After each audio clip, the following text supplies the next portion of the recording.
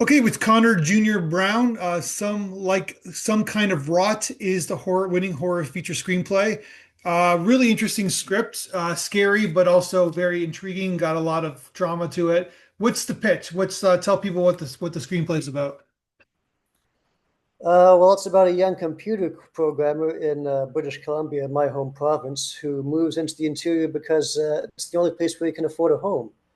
And it turns out that the house that he does end up buying for about $16,000 has a bit of a haunting issue to it. So people don't know, or maybe they do. Like Vancouver, like British Columbia, and in general, has a housing crisis because everything is at $4 million if you want to buy a house, right? Yeah, pretty much. And it's changing, I guess, right? Where if you're a homeowner, you're not happy, but if you're everybody else, you are happy. That is kind of changing a little bit. It's getting a little bit better. So this person buys a house for 16,000, you say? Yes, 16,000, which is incredibly cheap, let me tell you. Yeah, you would think that something's up if they buy the house with that level, right? Because I think that property taxes even would be more than that $16,000, right? Probably. Yeah. So then that's kind of is that where you kind of came up with the idea of like the housing in British Columbia for the story? No, actually, the original idea I had was not so much a full story idea as so much as a scene or an image. Okay. Because in the script, there's a moment where human fetuses in peace jars are swimming and banging against the glass edge, and that's what I had in my head originally. Then slowly, the broader scenario began to form around that, and then I tied that in with the housing crisis in my province. Okay. And it's definitely a horror, like you kind of jumping on that genre, I guess, right? Absolutely.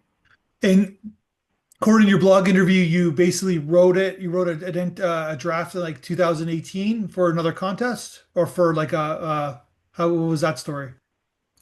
Yes, I had the idea for a little while, but I didn't write it until September of 2018 after I'd completed film school.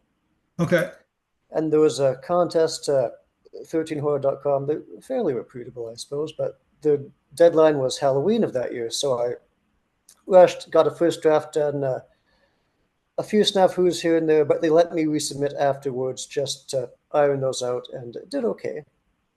okay. And then when did you go back to it? Like how long? Like how many years later did you go back to it? Maybe a year or two later, because locally in the Metro Vancouver film scene, there used to be a group called My Tribe, and they'd have script submissions where you could have your script submitted, and then a group of locally sourced actors would read it out loud, and they'd give you feedback. And from that, I got some input for my second draft. There's a bar scene in the current draft that wasn't there originally, just to help flesh out some character motivations. Gotcha. So there's like a kind of like a workshop, I guess, with actors. Yes. And you got some interesting elements. Then you kind of when did you decide to like let's send it out to festivals and see what else is out what see what the reaction is? As soon as I did the second draft, I think, then it was just sending out where I could, looking at the appropriate festivals, mostly horror or speculative fiction based, of course. Yeah, But even some more prestige festivals, I think I submitted to Vale a few years back. gotcha. And then were you happy with like the reactions of your script? So far, yes. A lot Yeah, of finalists, semi-finalists, one or two winners here and there, but it that's didn't make pretty it to good be the though. be-all, end-all. And you got some feedback, I'm assuming, Here and there, here and there. And so you said you went to film school. Is that correct? You went to film school? Yes, Langara College in the Metro Vancouver area. It's a bit more was a bit more abbreviated than your typical film school, which can be about 4 years and cost you tens of thousands of dollars. Yeah. This only cost me about maybe 10 grand total for 8 months intensive. So I took time off work just to focus on that. There almost every day of the week. How was that experience?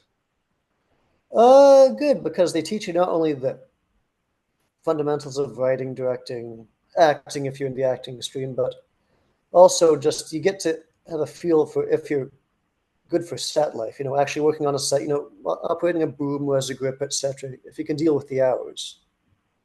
Yeah. Which is usually like 12 to 14, sometimes 16 hours, right? On a union set, certainly, because then you get that overtime, but mostly it's supposed to be just about 12, which is more than most people are used to, I think. Yeah. I remember working on, yeah, those union sets. I remember doing 20-hour days sometimes. Yeah. But I never minded that. I never had an issue with it. What about you? Well, I never had to find myself in a position where I was working quite that long, but Yeah. 12 hours, if you're on film and you're actually really into film, not just, one aspect, but the whole nuts and bolts of filmmaking, it can be rewarding so long as you're compensated, at least. As long as you're compensated, yeah. Yeah. Okay. So did you make your own films as well when you were there? Yes. I should quick background. There are three main streams that you entered into at the Langara program: the directing stream, the acting stream, and the writing stream. That's what I had entered into. And so we were tasked with writing two shorts, one 5-minute short and one 12-minute short. And then they were both made. And how was that experience? Good. Although the writing was very rewarding, but of course, since it was a smaller program, you're also acting as crew and other Yeah, positions as well. And so as writers, we were had to be a location manager, which could be a bit tricky because the second half of the semester we had to try and find a location off the campus. And so there's all the finagling that came with that. yeah. Like a producer. You're a producer. Yes, a person from each stream was a producer, one writer, one director, one of our main actors. Gotcha. But you seem to be more into writing, I guess, right? Oh, I suppose every person who goes into film goes because they have that one in, be it, editing, writing, directing, Yeah, acting. But if you're going to work in the indie scene, you're a de facto producer, even if you don't really want to be, just to get things 100%. off. Yeah, yeah. But what I'm saying is you're like love, your passion is writing. Yes, absolutely. Yeah. So you don't have to be on set. You just prefer to write, I guess. If I could, but I do like to chip in here and there because I actually did work briefly, or tried to work as a production sound recordist, working with both a boom and a mixer. Sure. Yeah. Do you like that? It's the easiest of the on-set jobs. That's more technical, but not, say, as difficult as perhaps lighting it or something like that. Well, the interesting thing about the sound guy is that everybody's worried about the picture on set, Yeah, except for the sound guy. you always have to beg for room tone. Remind the director, hey, before we go, got to get the room tone for this room here. Yeah, they don't even pay attention as long as they got because a lot of it gets done in post production, right? So they want to make sure they got good, clean audio, I guess, for the dialogue, I guess, right? For a bigger picture, yes, but if you're working on like an indie short, 5 to 10 minutes, then what you get is what you get on the day, pretty much. So Yeah, and yeah, even the bigger, most big Hollywood, they're all ADR. Everything's ADR, right? So, but it's a good guide kind of like for the performance and etc. Right? So. Yeah, I always found that fascinating. You work on these, even the big sets. You work on 100 people are focused on the picture. Then there's two guys in the corner, or two guys and girl, a guy. You know what I mean? Two people in the corner, and their focus is on sound, and nobody's really talking to them, right? So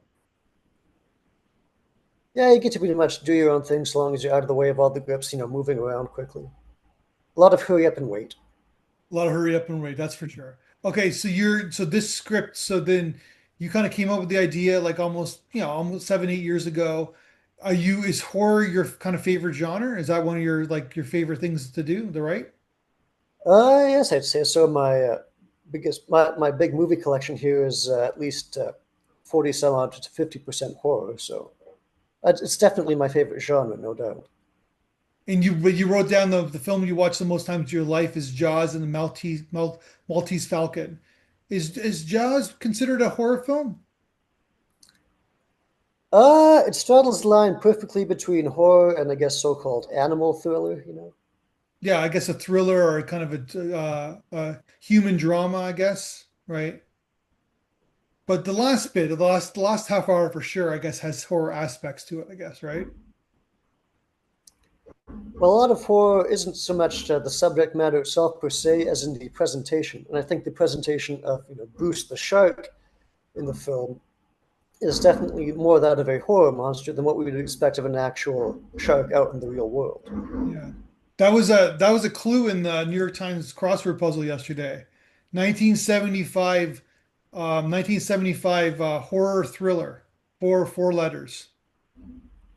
Jaws.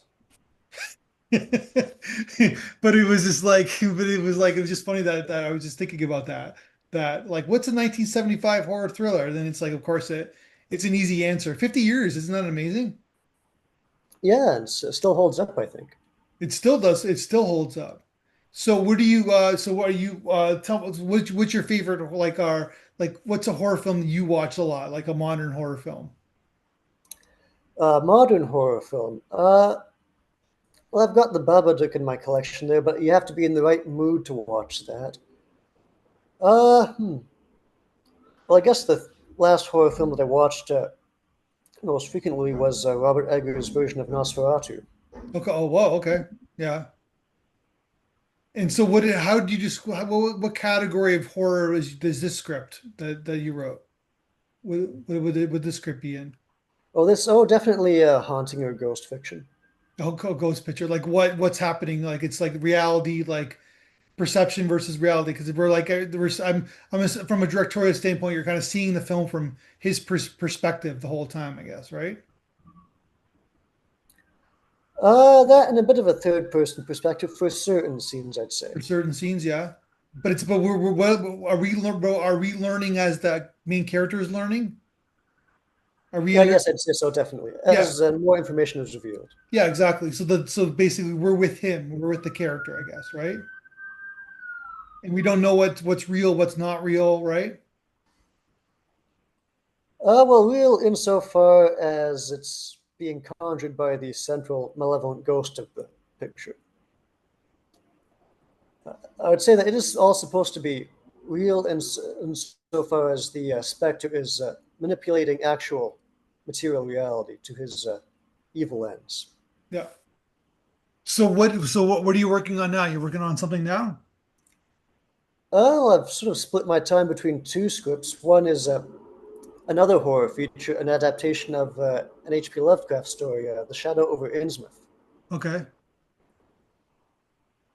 Trying to get that done sometime before the end of autumn. But the other feature that I'm currently working on is an anthology of not strictly horror, but more sort of weird, bizarre, surreal stories. Okay. And I'm hoping to have that done in time for another competition this autumn. This autumn, like so you're working on it right now, I guess, because autumn is coming Yes. up, right? Yep. The summer goes fast. That it does. So okay, so then so then that's sort of your like you want to is that sort of your goal, the dream is to become a screenwriter? Yeah, a working screenwriter, I should hope. Yeah, that's what I mean. Like like do you want to sell one of these scripts? Oh, yeah, definitely. Okay. So then what else? So then you got so basically you're doing this and then like so you like I guess did you is that what you learned in film school that your writing's your thing? Well, I had an inkling beforehand because I've always had a talent for writing, but through a roundabout set of circumstances, I eventually made my way into screenwriting, script making. Scripting.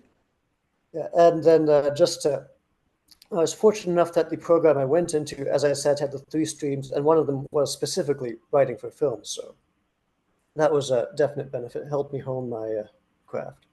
So do you believe in ghosts? Perhaps in the idea, certainly not as presented in the script, but to an extent, yes. But I wouldn't necessarily believe any story that someone told me about their encounter with a spirit. So I'd then need a little more data. you need more data, but you're okay writing about it, but you're not 100% convinced, I guess. Not 100%, no. So there's like a spiritual element, I guess, kind of watching us, watching over us. Oh, certainly, yes. Yeah, there is.